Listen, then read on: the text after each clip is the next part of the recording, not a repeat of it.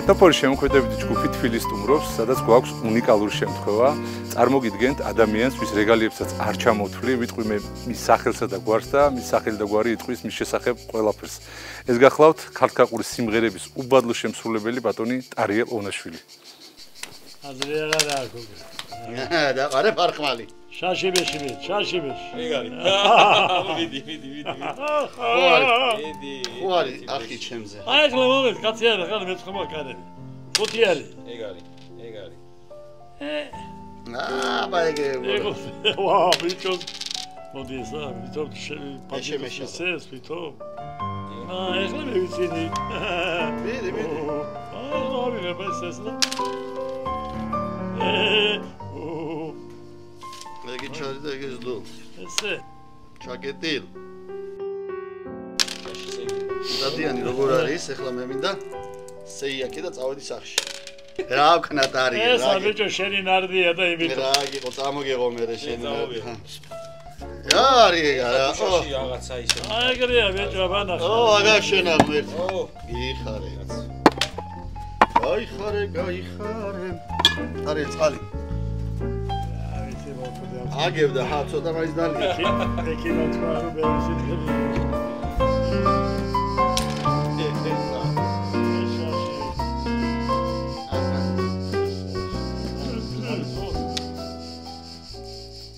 აბეთი დავიმღერო ჩემო გახა. აი მოუკლავ ეხლავე და დაიწყე. რა მოდის გასა ჩარის. არის ენაცოი. რა ვიდეო გამწარებულზე დაი.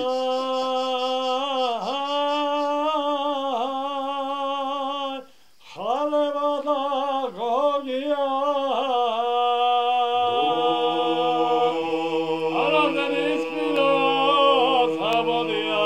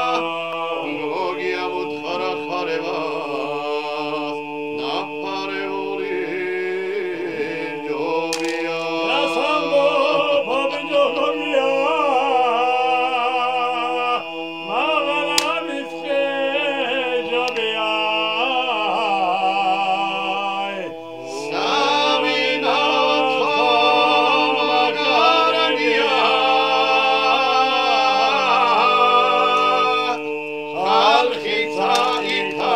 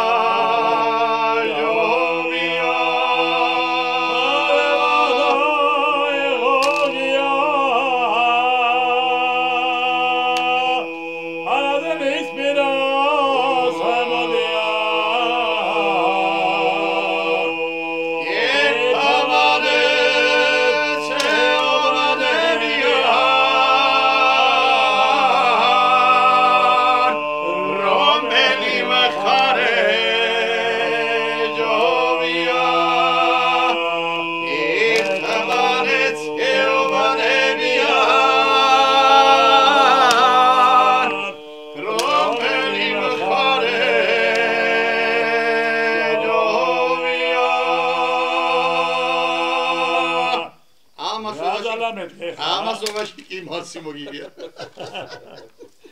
დარიელ ბატონო, კახა ბიჭო, გამარჯობა. მადლობა მასპინძლობისთვის. გამარჯობა. დიდი პატივია დღეს თქვენთან სტუმრობა. და ვფიქრობ, რომ ჩვენი ოქროს ფონდისთვის ეს გადაცემა იქნება ალბათ უნიკალური და მადლობა მოკლედ. კახა, ბატონო დარიელ ბიჭო. დარიელ ბატონო. თქვენ უნდა დავიწყოთ რა თქმა უნდა და მინდა რომ მოვიგონოთ ბავშვობა. მშობლები, ბებია, ბაბუები. სად გესმოდათ სიმღერა და როგორ მიხვედით სიმღერამდე?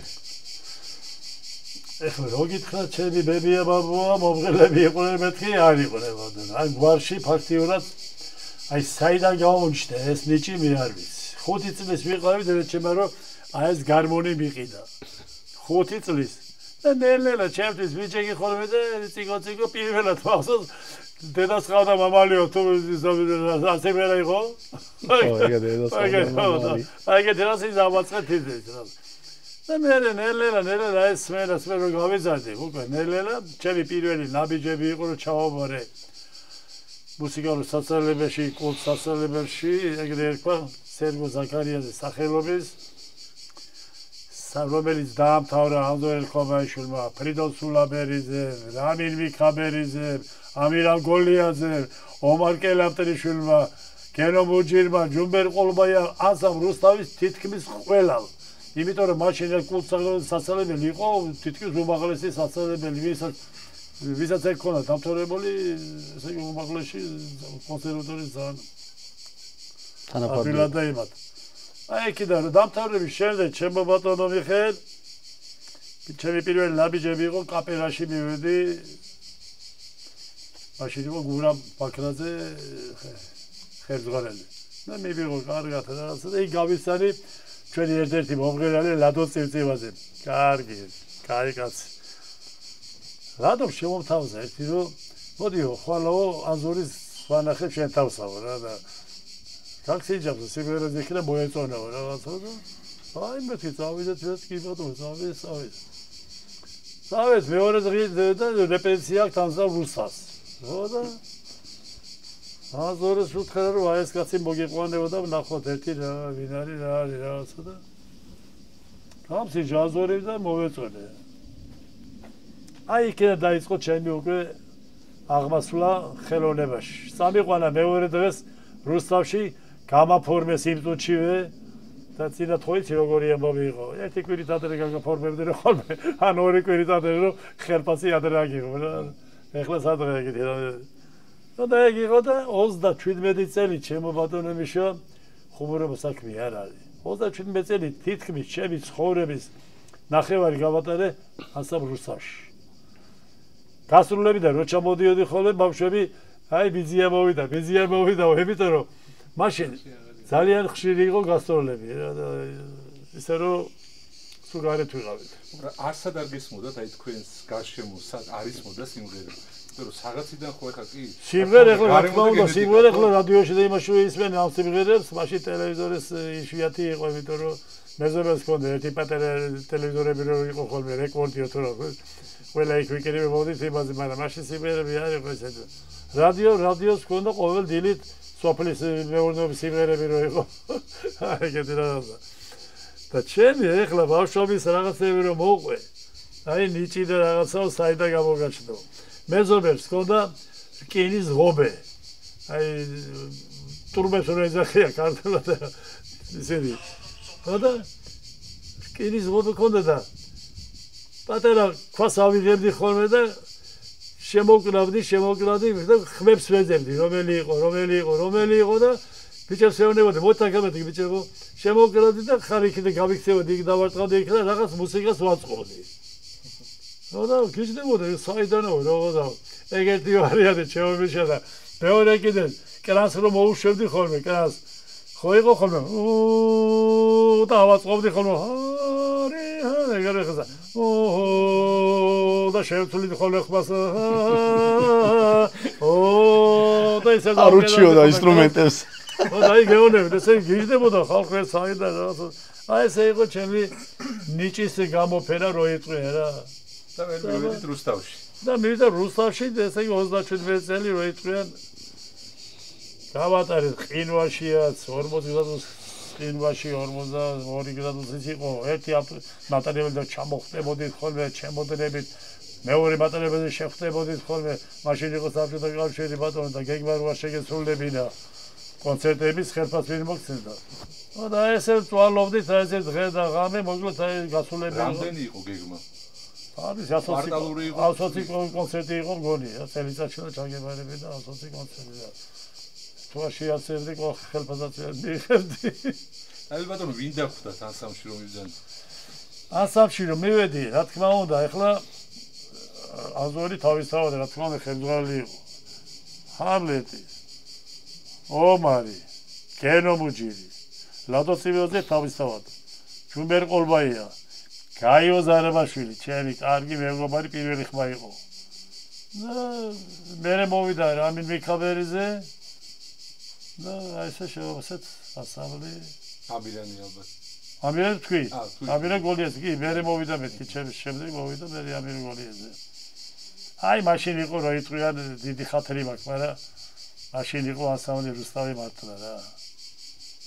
მე სათითაოდ მინდა კითხოთ მაგაზე ამბები, მაგრამ მანამ მომიყვებოდით ბიჭებზე, რაღაც ერთ სიმღერა ხო არ თქვათ. რით შეიძლება რომ დავიწყო? კი ბატონო. მოდი გარეკახოს ვიბრერები, ნახან გარეკახელი ვარ ხო ეს კახელი მაინც კახელია, მაგრამ მე გარეკახელი ვარ და გარეკახოს სიმღერას ვიბრერებ საჭიდავს. ალალალო ვარესალალო ბანებო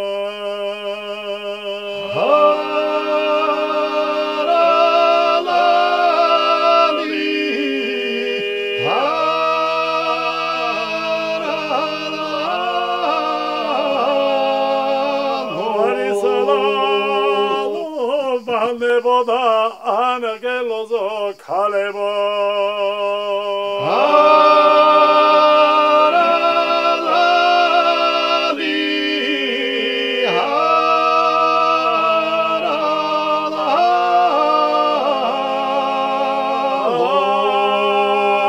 haralala mosheni tirime zamakharo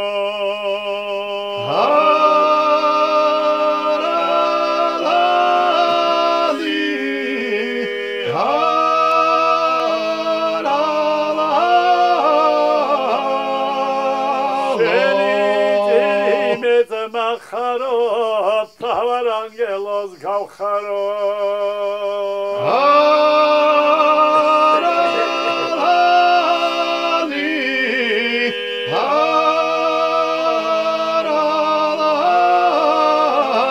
haralalo digaverde dagi khoraz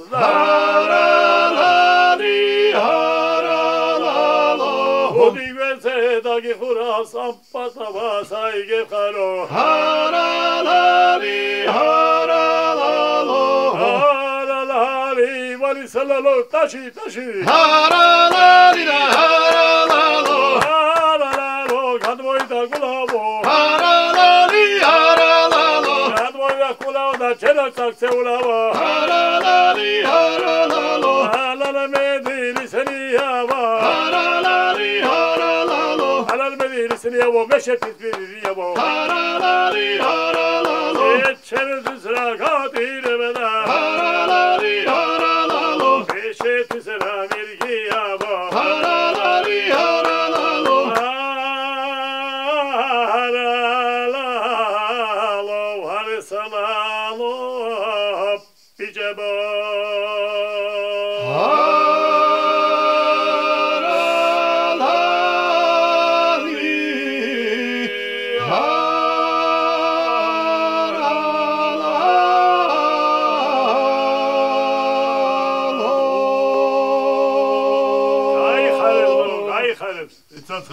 დიდი მადლობა.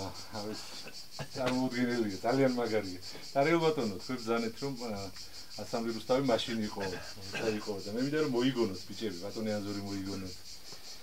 როგორი იყო, აი რა ტრიალი. როგორი იყო ჩემო ბატონო და თქვენს კარგად იდით რომ რეპენსიაზე ყველა კაცრია საერთოდ ხელმძღვანელი. დისციპლინა გქონდა.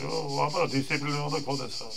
აი რეპენსიის შემდეგ ხო საცაკი და წარი გავიაროთ, გამოვიაროთ, კიდე ლუდი დავლიოთ, კიდე რა ვიცი ძალიან კარგი იყო ძალიან მეგობრული იყო შეიძლება ყოფილა მის აქციაში დაჩაქონდა და მივდიოდით ხოლმე იქ ავიღებდით ხოლმე ლუს ეს კედელი პარამეტრები საზაფხულო საჭმელები და დავждებოდეთ იმ ბუნებაში კარგად ეგეთი რა დროს ვატარეთ მაგრამ რეპეტიციაზე ბოდიში მოიხადე ეგეთი რა არ გამოვიდოდა არა სუფრასთანაც რეპეტიცია იქნებოდა ფაქტიურად ახლა სუფრაზე კი სხვა რეპეტიცია იყო და ომარი კელატვიძე რა შეგვიძლია თქვა ომარი კელატვიშვილი გამომივიდა ხოლმე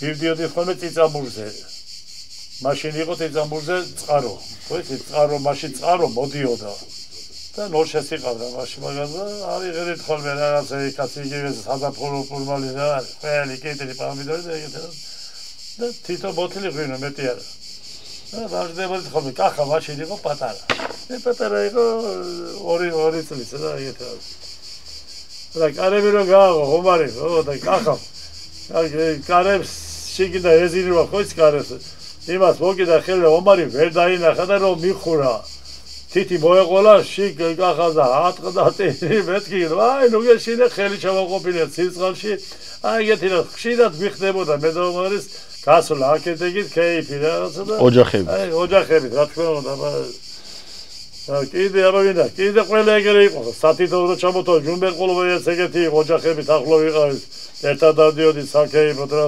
მაგრამ ყველაზე მაინც ყველაზე ძალიან გაიო ზარაბაშვილი უდროს წავიდა ძალიან უდროს წავიდა და ორო ზამბიტოვა ბონდო გუგავა სოლისტად ხო ის და მე და ბონდოს ჩანაწერები გვაქვს ყველაფერი ფაქტიურად ფემოსვანეთი და რო იყო ხო ფემოსვანეთი გუგავა და ფაქტიურად მე და ბონდო ჩანაწერებია ეს ჩაგულურად მრავალჟამიერები აი ეგეთი რაღაცები ბერიკაცი ვარ რაღაცა და ბონდოსაც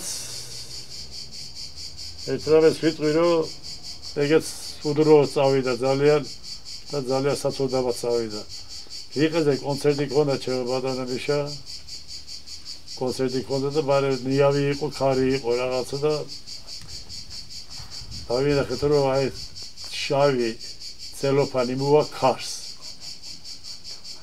წამოიღო ცელოფანი და ბონდო სააფარა სახეზე და ბონდო მოიშორე ცელოფანი გადავიდა და ყველა შემხედეთ ამ ცელოფანი წავიდა დაარტყა ამ გორგაცლის ზევს თუ დაიკარგა რა და შუა სიმღერაში კიდე მოვიდა და კიდე ბონდო სააფარა სახეზე ეს ჩვენ ცუდად გვენიშნა რა იმ საღამოს პატრიარქთან მივიდა და უთხრა რომ ესე დამემართავა და იმ საღამოს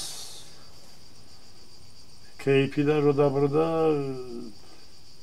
სამგორის მეტრო რო არის იქ იყო გადასასვლელი ხო გზაკი არ იყო ერთი უნდა გადაგებიჯა მეორე უნდა გადაგებიჯა გზაზე და ღამე მანქანამ დაარტყა და აი ცუდია ეგეთი რაღაც ეგეც უდროს წავიდა ძალიან მაგრამ ძალიან გული დამწყვიტა იმიტომ ჩემი სოლისტი იყო ჩემი მეგობარი კაცი იყო და ერთად ვეროდით მაგას მეტი რა ამირან გოლიაძე კიდე თქვენს კარგად ჩემი გაწვალებდა ნამდვილად პოეტი ხუმარა პოეტი იყო რა ჩვენი აბა კიდე რა ხდება რა ვიცი კიდე რა ვილაპაროთ აბრაგებოთ აი ჰამლეტი მოვიგონეთ ბატონი ანზორი მოვიგონეთ ხო ჰამლეტის ძალიან დიდებული კაცი ჰამლეტი ერთი ბოთლი არაღი ჰქონდა წამოღებული მოსკოვში ჩვენს კარგად იცით რომ 2 ღამე უნდა მოსკოვიდან თბილისამდე იმდენი ლაპარაკი იცოდა ცხონებულმა კარგი ოღონდ კაი ლაპარაკი გებრიელ ლაპარაკი რომ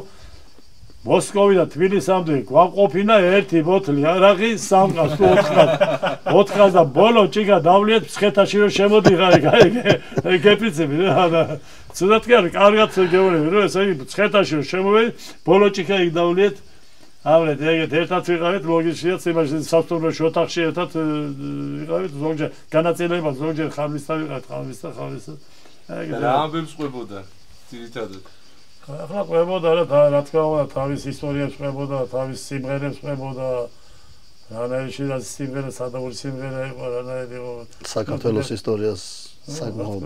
აი ბატონო რეპეტიციაზე როგორ რა პროცესი იყო? რას გულისხმობ რომ სიმღერას ბატონი აზური მქონდა და არჩევდით თუ აი როგორ ხდებოდა სწავლება როგორ ხდებოდა? რა ხდებოდა ვარჩევდით იმიტომ რომ თვითონ ხმას თვითონ პირველ ხმას ასავლი და ხან ნოტებით ვიყავით ასავლი და ხოლმე პირველ ხმას მე მეორე ხმაზე გადმოდივედა მე იმპულსი კი არა ნუ აი დროთგანობა შენო მესამე ხმა რაღაცა და მე ერთიად ხო შევერწმოთ ერთიად და ხან ნოტებით ხან ზეპირი სიტყვებით იმიტომ რომ ისეთ სიმღერები იყო იმათ ნოტები არ უნდა და პირდაპირ ზეპირად გადაცემა რეპერტუარს ბატონი აზური არჩევდა რა თქმა უნდა აზური იყო ისეთ შემთხვევა ყოფილა რომ თქვენ შეგითავაზებია თქვენ მიგიტანიეთ სიმღერა რომ მოდი ერთ თქვა და ეს გავარჩიოთ ბიჭებთან ახლა რო თქვა კიდე აი ხარება და გოგიაზე მინდა რაღაცა თქვა რომ აზური შემოთავაზა რა აი რა სიტყვა შეხარება და გოგიაზე სიმღერაზე რაღაცა და მე ვთხარი ბატონო აზური მეთქი ხარება და გოგია ჩემი ბიცოლა მღერო და ფანდურზე ხარება და გოგიაო ბოლო მოდიანო ერთმანეთს ეუნებია საითკენა ჯობიაო ხარება გოგია მოთხრა ხარებას აგეთკენა ჯობიაო იქ რომ ცივი წყლები არის იქ ქეიფი ჯობიაო მუტუროხუნებ თქვაო აგური და ქვაო პატარა ნიკა მერასე მიზას მაიმუსა გააო დაუბერე ნიაო პატარა ნიკა მქვიაო საგარეჯო ამოვაგდე ველის ციხე ვივარო აი ეგეთი იდეალი ტექსტი ჩავატვეთე და მე ვარ უკვე სიმღერაში გადაიტანა და გამოგივიდა ერთიანად კაი სიმღერა ეგეთი რაღაც თორე ბიცოლა ჩემ ფანდურზე ხო იცი გლეხის ქალები ფანდურზე მაშურებოდი ხოლმე ამღერებდნენ მაგ ხარება და გოგია რა მელოდია იყო ეს ხო არ გახსოვთ მაგ ფანდურზე რასაც ამღერებდნენ ეგეც ეგრევე ხარება და გოგია ბოლო მოდიან ერთმანეთს უბნებია საითკენაი ჯობია ეგეც ხო ფანდურზე ერთმანეთს უბნებია საითკენაი ჯობია და ეგეთი რაღაცა ბაშ ეგეთი იყო ჩემო ბატონო ხარება და გოგია ვახსენეთ მაგრამ ჩვენ კიდე სხვა ფილმებშიც გვაქვს ესენიც რომ მოვიგონოთ რომელ ფილმებში გვაქვს კიდე ნამღერი ჩვენი ნამღერი ვირის ხურდები მაგალითად ელიბრომღერი ჩემო ბატონო მათ კიდე ხო ის როგორ არის გადაღება რაღაცა ხო შენ უყურე ფილმს და შევღერი ხარ და ის როგორც ის სპეციალ ის უნდა დაამთხიო რა შეზიხარ და უყურე ფილმს და თავღერი ხარ ზუსტად ერთხევოდა ფაქტიურად ერთხევოდა პირს და სიმღერაზე აი და ხარება და გოგია მაქვს ეგა ღვინის ხურდები მაქვს ზოგი ჭირი მარგებელია ბორია ციფორია რო არის ხო თუშის კალიბრობებია და მოდი ეს საოხრე და ვაიმე სუსტი გული მაქვს აი ეგეც ჩემი ის და ნამღერი არის რაღაცა შესრულებული მაქვს რა შევასრულოთ ახლა კიდე ერთი გოგო შავთვალა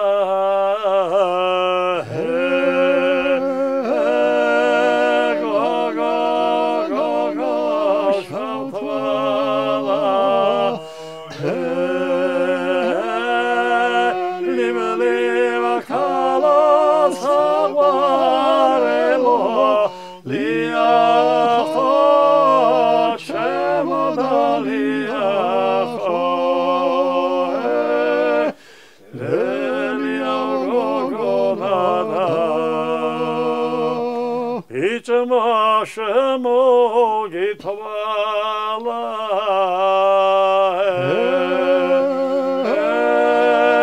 Vitama Shemogitvala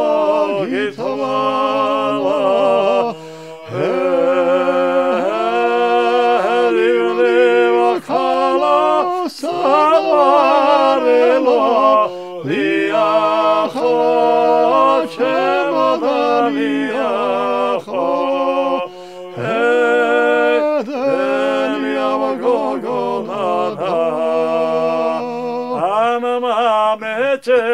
Midana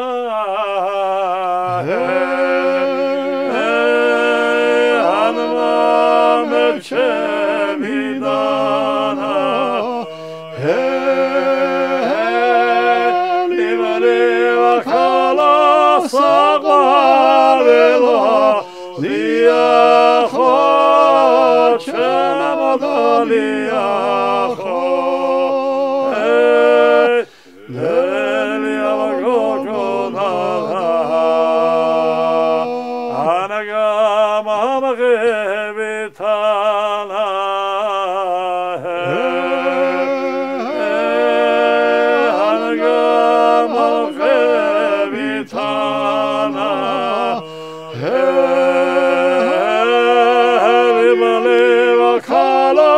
საყარება ლიახო შემოდალიახო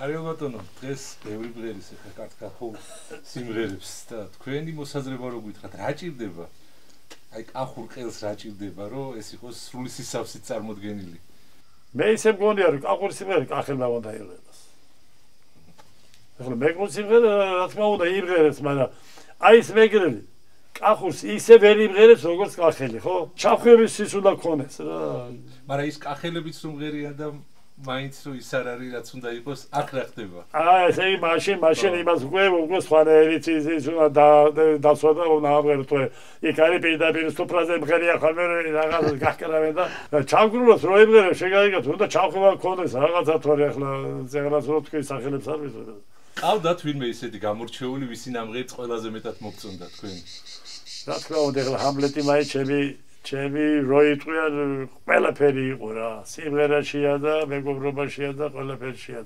გებრიელ ლაპარაკი იცოდა ჭკუის დარიგება იცოდა რა თქმა უნდა დიდი იყო ჩვენზე ყველაში ანსამბლში სიმღერა ხო რა თქმა უნდა მაგაზე ლაპარაკი ზედმეტია სიმღერა ნუ აი განსაკუთრებული ხო ქონდა და ფოტოშოპის ბევრი ცდილობს მის ნამღერს მიბაზოს არ შეიძლება ეგეთი რა არა ზოგის ხმა არის ხოლმე თითქოს რაღაც მაგრამ ეხლა მიბაზო რომ ძალიან სპეციალურად მიბაზო ეგეთი რამე არ მიყვარს და არც ვარგა და არც კარგი გამოვა ბატონ რამიძეც მინდა მითხრათ რამდენიმე სიტყვა რამილი ჩემი შალოვიჩია და შალოს ვეძახ ტელეფონზე რომ დავურიგა ხოლმე შალო როგორია შალო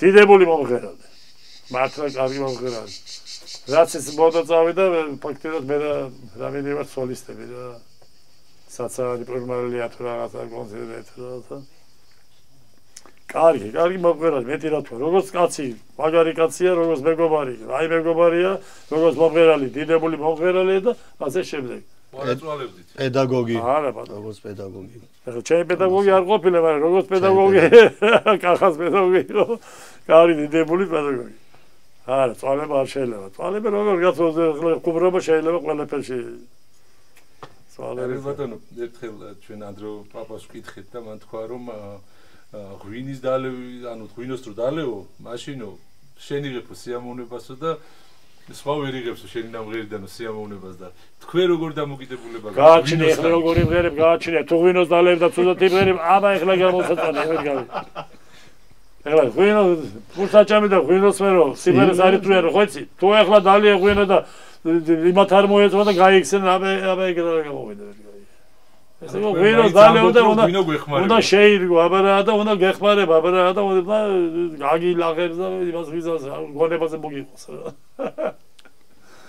ახლა შენ რომ მითხრა ეხლა შეთა რომ გადმოვიდეთ ბატონო დარიმნო ბზანა რომ მე სახში აღარ ვიყავიო და ბიზნეს მეზახვდაო ხო შენთან როგორ მოხდა შენ ალბათ არჩევანიც აღარ ქონდა რომ არ გეძლო ხო ნუ პრინციპში მე ისეთი ბავშვობა გამოვიარე და იმ ხელა კორიფეების ხელში გავიზარდე და იმდენად დიდი მუხტი იყო და იმ ხელა განწყობა ყოველდღეს უფევდა ჩვენ ოჯახში აი ვინ ჩამოთვალა არიელმა ჰამლეტ გონაშვილი და დაწყებული ომარ კელავტრიშვილი რამინ მიქაბერიძე და ყველა ეს დიდი მომღერლები საკმაოდ მჭიდროდ იყვნენ ერთმანეთთან ოჯახები დაკავშირებული აი ამ დროს რომ ვიხსენებ ახლა ამ გადასახედიდან ხო ეს იყო ერთი დიდი სიყვარული და ერთი დიდი გული ერთმანეთის გარეშე ვერ ძლებდნენ და ეს მხოლოდ მეგობრობა კი არ იყო ოჯახები დაახლოება იყო ჩვენ ვიცნობდით ერთმანეთს შვილები ერთმანეთთან მეგობრობდით და ფაქტიურად ჩვენ ვიზრდებოდით კულისებში სულ კონცერტებზე და ერთი ისტორია მაქვს ამას იხსენებს ხოლმე დედა ჩემი სულ იუმორით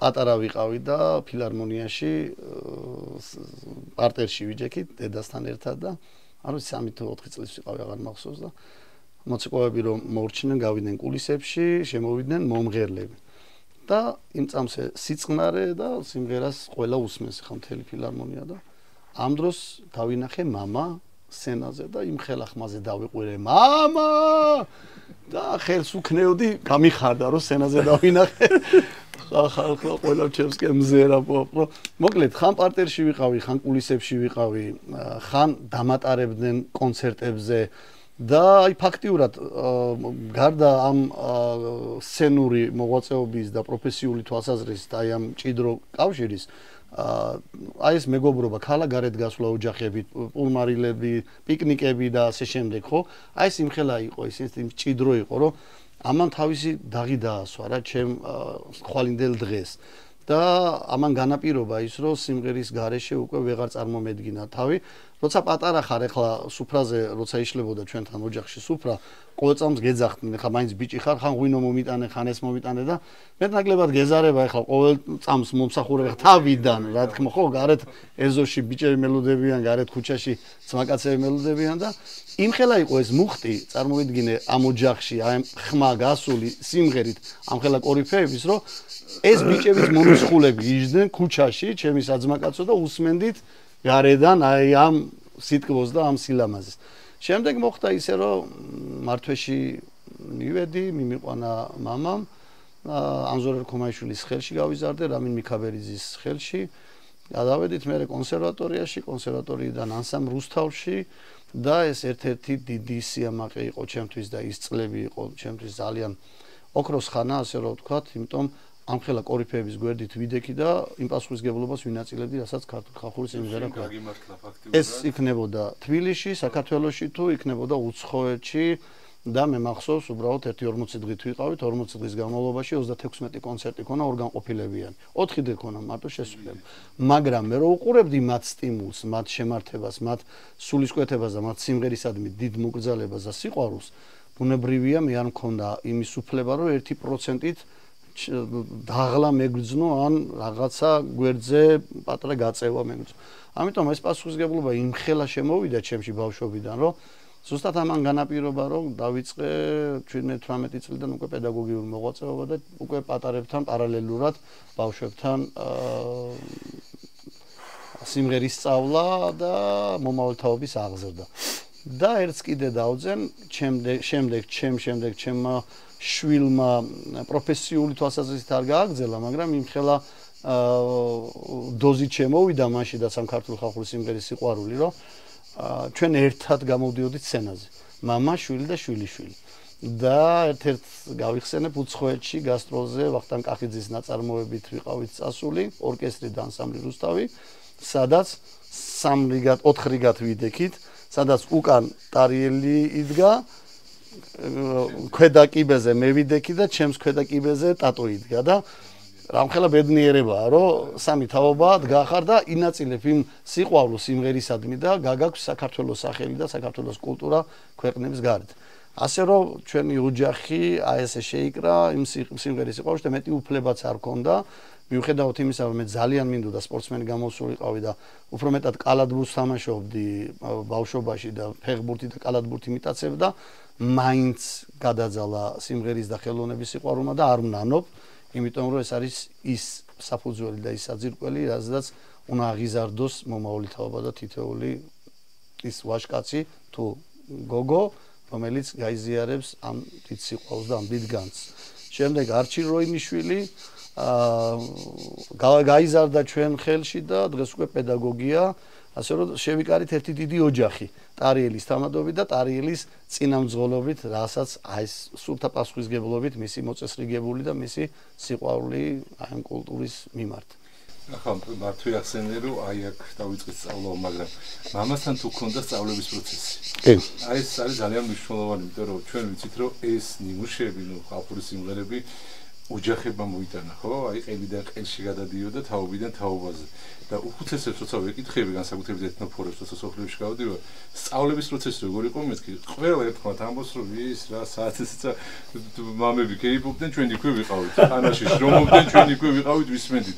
ანუ რეპეტიცია არ არსებობდა მათთვის. არა, მაგალითად. ეს ყოი თავისთავად ხდებოდა რა და თქვენ შემთხვევაში თუ იყო. ეგრეა, იცით, ესია უფრო სწორედ. შობელი საკუთარ შვილთან ცოტაერიდება რა შვილი eriდება უფრო მეტად ასე რომ ვთქვათ კი იღებს სწავლას მაგრამ ყოველთვის მშობელი აბარებს სხვას თავის მეგობარს რო ასწავლე იმიტომ რომ შესაძლებელი უფრო მეტი გაბედოს შვილმა უფრო მეტი იზარმაცოს უფრო მეტი წინააღმდეგობა გაუწიოს ბჭყალებში ხა წინააღმდეგობა არ მინდა მეზარება გარეთმინდა და ასე შემდეგ და ყოველთვის არის ის პარალელი რომ იქნებ ჩემთვის ესასწავლო ჩემ მეგობართან ან სხვა თავის მეგობართან მიყავს ჩვენ შემთხვევაშიდაც იყო ეს რა თქმა უნდა სიზარმაცე იმიტომ რომ თამაშისკენ უფრო მიუწევს ბავშვს გული მე და ჩემი და დაგვსვავდა ტარიელი მე და ჩემ დას და გვიხსნიდა ამ სიმღერებს აი შენ პირველი თქვი შენ მეორე ტარიელი ბანს იტყო და არ გვიჭირდა სამხმაში სიმღერა ბავშვობიდან პატარაობიდანვე ქონდა ამის ნიჭი და აი ამ სამხმაში შეხმატკბილებული სიმღერა სასიამოვნო იყო ჩვენთვის მაგრამ როგორც პროფესიონალი ისე უდგებოდა როგორც ის რომ მამამ შვილს უთხრას რომ ეს უკვე საკმარისია და ყოჩა არა აი ეს ისე გავაკეთოთ და ამ პროფესიონალიზმში უკვე ფერხულში ვეღარ უბავდით რა ამ ტემს რა აღარ გინდა ხო ვიმღერეთ კარგი და რაღაცა მოვალეობის გზნობა უფრო იყო ამავე დროს ხო რა თქმა უნდა პასუხისგებლობით შემდეგ ეტაპზე უკვე როგორც კი წამოვიზარდეთ უკვე მოთხოვნა იყო ჩვენი რომ ჩემი პირადად რა 12-13-14 წლის მერე მუტაციის პერიოდის შემდეგ რომ мама მასწავლე აი ეს ვარიანტი мама მასწავლე ეს სიმღერა მე უკვე მე თვითონ უგდებდი ყურს ჩემთან მოსულ სტუმრებს ამ ადამიანებს მომღერლებს როგორ მღეროდნენ რა ვარიანტებს მღეროდნენ მე ხდებოდა ისე რომ ანზორი დავალებას აძლევდა ტარიეს რომ შენ და ბონდომ დუეტები ისწავლეთ და მოიტანეთ ხვალე რაღაცა პატარა გასალაშინებას აკეთებდნენ შდებოდნენ ჩვენთან სახლში უფრო ხშირად მარანში მეც მათთან ერთად ვიჯექი და მათთან ერთად ვიზიარებდი ამ ვარიანტულობას და აი ამ სიმღერის სიამოვნებას. სპეციფიური მიდგომა უნდა კრიმანჭულ, სპეციფიური მიდგომა უნდა მოძახის, სპეციფიური უნდა ქართკახურ სიმღერებს, მელიზმებს და ამაზე მეცადინოები ხა ბავშვობიდან ვერ დაიწყებ ამ ჩახვევას. და აი მაგალითად ტარიელის რეპეტიციები და ანალოგიურად მეც ვაგრძელებდი ამ რეპეტიციას რო უხსნიდა ბავშვებს და ამ ჩახვევების ვარიანტს აი ეპიზოდურად კიბე მარცვლავდა და მარცვლიდა და დღეს გაზრდილი ჩვენი თაობები რომ ღერიან ამ თქვათ მაგალითად ქართკახურ სიმღერებს და კახურ მელიზმებს პირდაპირ იტყვი რომ ეს ტარიელისებურია, ტარიელის ვარიანტია, ტარიელის ხო, ჩახვევა არის. იმიტომ რომ რაღაცეები აქვს ტარიეს, რაც ხა მოგიხსენება თუ ერთი სიმღერა შეიძლება ვარიანტულობით იმღერო ძალიან მრავალფეროვნა და მრავალჯერადად და მრავალი ვარიანტულობით იმღერო. და ანალოგიურად რამდენი ვარიანტიც არ უნდა იმღეროს შესვანაირებულად, მაინც თავისი ნიშა აქვს და მაინც თავისი მელიზმები და ჩუქურთმები აქვს ტარიელს რა. რითაც არის განსაცვიფრებელი და გამაოგნებელი და ამიტომ მეძახდა ანზორიც რომ ქართკახური სიმღერების უბადლო შემსრულებელი იყო ტარიელონაშვილი.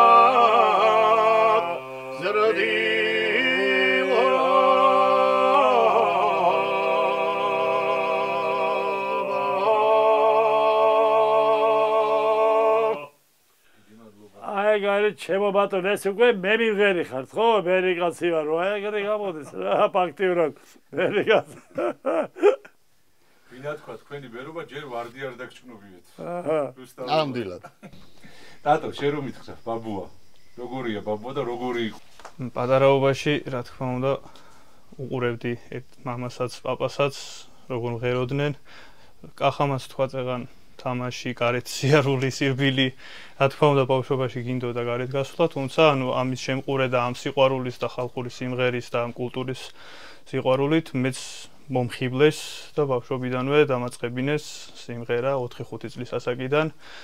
ხან ტარიელთან ერთად ვღეროდი, ხან კახასთან ერთად ვღეროდი, ხან პირველი, მეორე, მესამე ხმას ესე ვინაწილებდით ხოლმე და ბავშვობიდან მოკლედ მაინც ჩავერთი ამ ფერხულში. სამეგობროც რა თქმა უნდა სიმღერიდან გამომდინარე და ანსამბლიდან გამომდინარე ბავშვობიდან ერთად გავიზარდეთ რამოდენიმე მეგობარი საწმაკაცო ვართ და ერთადაც მივსულ ვართ თუნდაც მარანში იქაც გვიმღერია ტარიელთან და ასე მოვყვებოდით ოდით გამნე ბავშვობიდან და ეხლაც ნუ ვიხარია ხოლმე როცა ტარიელთან გადავიკვეთებით ხოლმე და იქაც რაღაცა თითო სიმღერას ვიმღერებთ რომელიმე ხო არ არის ესეთი აი ყველაზე განსაკუთრებული ეგრე ბაბუის პაპის ნამღერი კი ახლა დაგიდგება ესეთი ნუ ჩაკრულო ხარება და გოგია რა თქმა უნდა გარეკახური პირველი რა თქმა უნდა ამდენჯერაც არ გამოვისმინა ხო ყოველთვის რაღაცა სხვა გზნობა არის ამერტი ბანი მითხარით ერთი ეს თქვება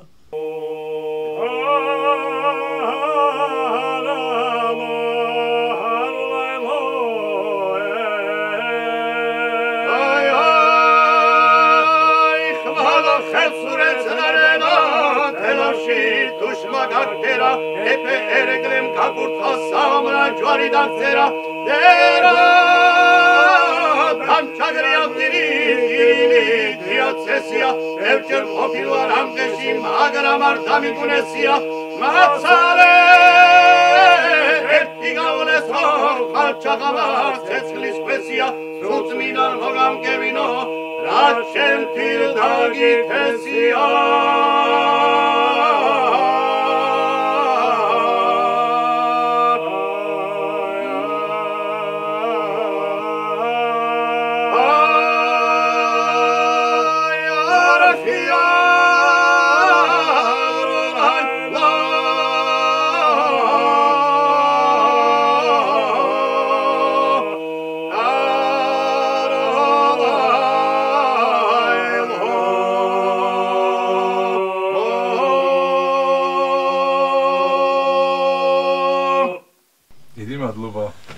ბატონო ეს არის ბოლო ნაწილია და ეს არის კოსმოსში გაშვება. რა თქმა უნდა, კი, ბოლო ნაწილია. ეს რომ მოიგონოთ, როგორ მოხდა მაშინ აი არ ვიცი თქვენი ნამღერი არ არის, მაგრამ როგორ მოხდა იქ და ის ბიჭების რომ მოიხსენო, ვინც ამას მღერიანი.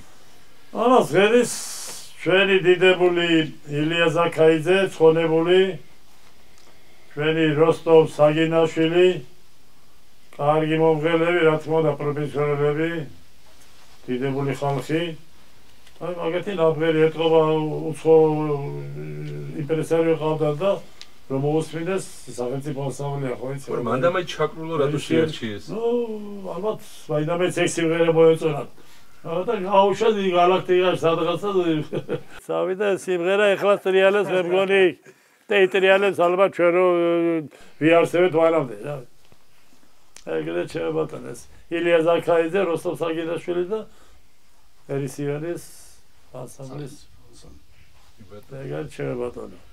არჩი შენს მინდა რომ მითხრა რა შენ სამ დიდი ოჯახის წევრი ხარ და შენი დამოკიდებულება რომ მითხრა ამ ოჯახის მიმართ რა მოგცა? პირველ რიგში ალბათ პასუხისმგებლობა როცა ტარიელთან და კახასთან ნუ აქ გავიზარდი პრაქტიკულად აქ ჩამოყალიბდი როგორც პიროვნება, როგორც მომღერალი, როგორც ხელოვანი და ლომისწული აქვთ ამ ორ ადამიანს მარტო ხელოვნებას არ ვიტყოდი, მოდი ასე ვიტყოდი როგორც პიროვნებაშიც ამაშიც, იმიტომ რომ ისეთი რა ვიცი, ესეთი დიდი საქმის მატერიალები არიან და ამასთან ერთად ძალიან უშუალოები არიან. შეგვიძლია ვთქვათ, რომ გაგვიმართლა. კი, ნამდვილად. შემდეგ კიდე რამდენიმე. კი, ნამდვილად. ჩიკოსნაირი ახალგაზრდა და ჩიკოსნაირი. დიდებული ნიჭიერი კაცი, დიდებული. დარიელ ბატონო, ჩვენი გადაცემა ფინალისკენ მიდის. დაგვიოცეთ და ერთი სიმღერაც გითხარით და დაგემშვიდობთ.